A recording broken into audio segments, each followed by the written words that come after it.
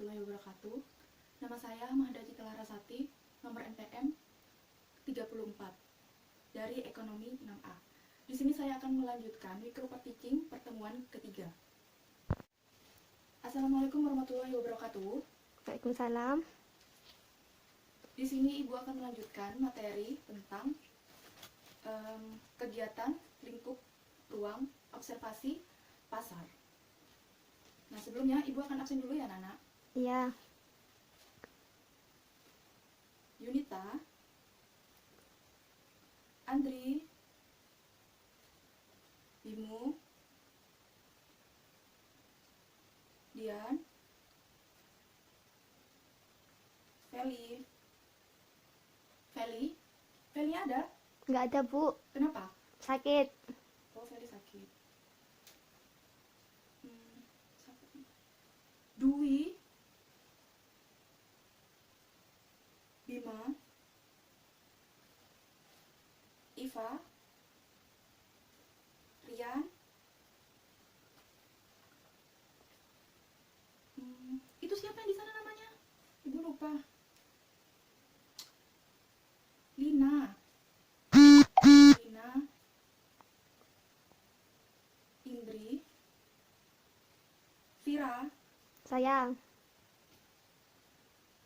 Indah, Wendy. Yang nggak masuk cuma satu orang ya? Ya, Bu. Oke, baiklah.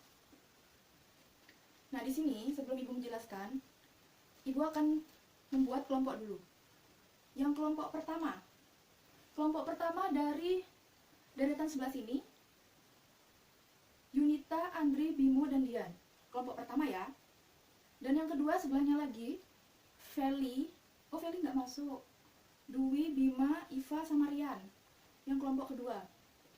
Yang kelompok ketiga, Lina, Indah, Vira, sama Wendy. Kelompok ketiga. Di sini Ibu kenapa bikin kelompok? Nanti di akhir pertemuan Ibu yang sekarang, Ibu akan memberi tugas ke kalian untuk mengisi nilai akhir. Oke, baiklah Nana. Di sini Ibu akan menjelaskan ruang lingkup observasi pasar. Dahulunya, ruang lingkup observasi pasar itu dalam artian sempit. Nah, sekarang mulai bertambahnya zaman, itu semakin meluas dan semakin banyak beberapa usaha pemasaran yang ada di Indonesia atau di dunia. Yaitu usaha pemasaran ada 6. Yang pertama, organisasi. Organisasi sendiri itu adalah mengatur kegiatan manajer yang ada di pasar. Misalnya, kayak mengatur kerjaan setiap manajernya, stafnya, dan karyawan yang ada di dalam perusahaan tersebut. Di situ ada organisasinya. Dan yang nomor 2, itu harus ada pasar. Pasar yaitu orang yang berkeinginan belanja di suatu tempat yang dianggap memiliki nilai jual yang sangat tinggi. Nah, dalam pemasaran itu setiap harga pasti berbeda-beda dan setiap barang yang dijual itu juga berbeda-beda. Biasanya konsumen itu memilih pasar yang barangnya itu lebih banyak dan lebih banyak dijual. Seperti itu. Dan nomor 3, produk. Produk itu sendiri, produk yang dihasilkan oleh suatu perusahaan untuk dijual kembali. Dan itu bisa dilihat dari kualitasnya, harganya, dan tingkat jumlah item yang disediakan di dalam perusahaan tersebut. Semakin banyak perusahaan tersebut menjual barang, maka semakin banyak juga dia bisa menjual hasil barang tersebut. Nomor 4. Di nomor 4 di sini ada saluran distribusi. Saluran distribusi. Ada yang tahu saluran distribusi itu apa? Enggak. Saluran distribusi adalah produsen yang menyalurkan barang ke konsumen, yaitu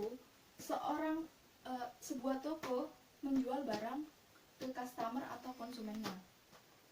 Nomor 5, penentuan harga. Penentuan harga. penentuan harga ini sangat dibutuhkan oleh suatu perusahaan atau suatu produsen ya. Di sini penentuan harga, di mana harga yang semakin tinggi, maka peminatnya itu juga semakin rendah.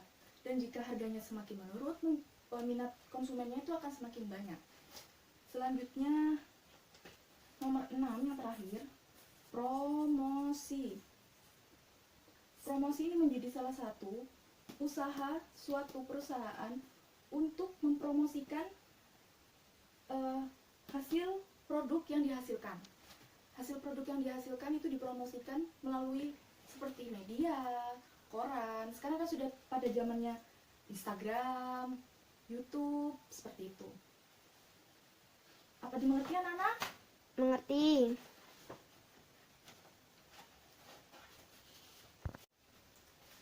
Selain itu, pasar sendiri memiliki strukturnya, ada dua, yaitu struktur persaingan sempurna dan ada juga struktur pasar persaingan tidak sempurna.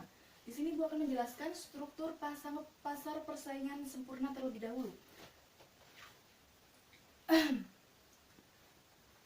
Struktur pasar persaingan sempurna itu ya adalah jenis pasar yang jumlah pembelinya itu sangat banyak dan barang yang dijual itu bersifat homogen atau barangnya itu sama, seperti itu.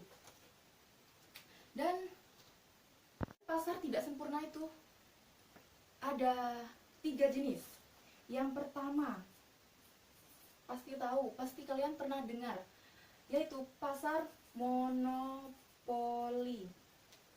Pasar monopoli ini adalah interaksi antara permintaan dan penawaran yang berhadapan langsung dengan pembeli. Seperti contohnya, ibu membeli barang ke pasar dan ibu menawar harga barang tersebut.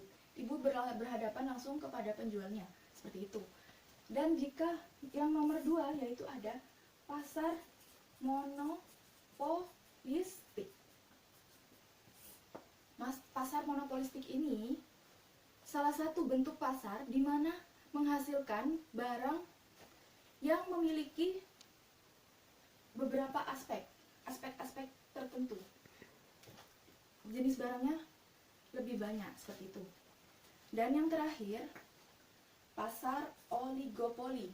Pasar oligopoli ini pasar di mana jenis barang yang dikuasainya itu oleh beberapa perusahaan.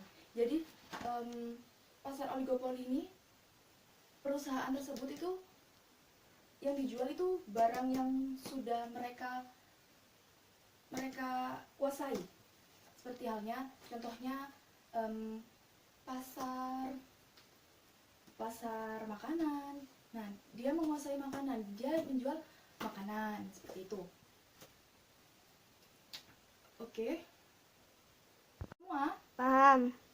Ya udah, kalau paham, Ibu akan memberi tugas sesuai kelompok yang Ibu tadi sudah bentuk ya. Ya. Ditulis ya anak-anak tugasnya, sebentar. Ibu akan bacakan.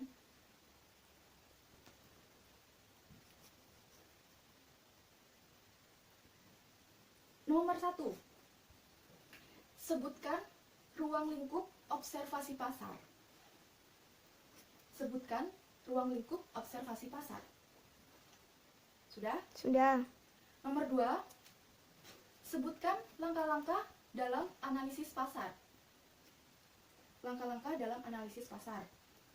Nomor 3. Jelaskan apa yang dimaksud dengan pasar monopoli dan berikan contohnya. Jelaskan apa yang dimaksud pasar monopoli dan berikan contohnya. Contohnya minimal 3 ya. Ya, Bu. Nomor 4. Sebutkan 5 langkah di dalam pendekatan segmentasi pasar terhadap kebutuhan yang selektif. Sebutkan 5 langkah di dalam pendekatan segmentasi pasar terhadap kebutuhan selektif. Yang nomor 5, sebutkan hasil yang didapat dalam penganalisaan barang-barang yang akan dibuat. Sebutkan hasil yang didapat dalam penganalisaan barang-barang yang akan dibuat. Sudah? Sudah. Nah, nanti ini dikerjakan di kertas folio, lalu minggu depan dipresentasikan. Baiklah, Ibu tadi sudah menjelaskan semuanya. Kalian bilang sudah paham. Nah, sekarang Ibu yang gantian tanya kepada Ibu yang namanya Ibu panggil. Silahkan menjawab ya. Tapi nanti Ibu beri nilai jika benar. Yang namanya Vira. Saya, Bu. Oke, Vira, Ibu akan tanya, apakah itu organisasi? Mengatur kegiatan manajer dan lain-lain. Kurang tepat, tapi gak apa-apa, Ibu beri nilai. Ya, benar. Intinya, mengatur kegiatan yang ada di dalam pasar atau suatu perusahaan untuk mencapai tujuan bersama. Seperti itu. Baiklah, jika sudah tidak ada pertanyaan lagi, Ibu akhiri pertemuan hari ini. Maaf apabila ada kesalahan kata. Sampai ketemu minggu depan dan jangan lupa tugas yang Ibu berikan diselesaikan ya. Ya, Bu. Assalamualaikum warahmatullahi wabarakatuh. Waalaikumsalam.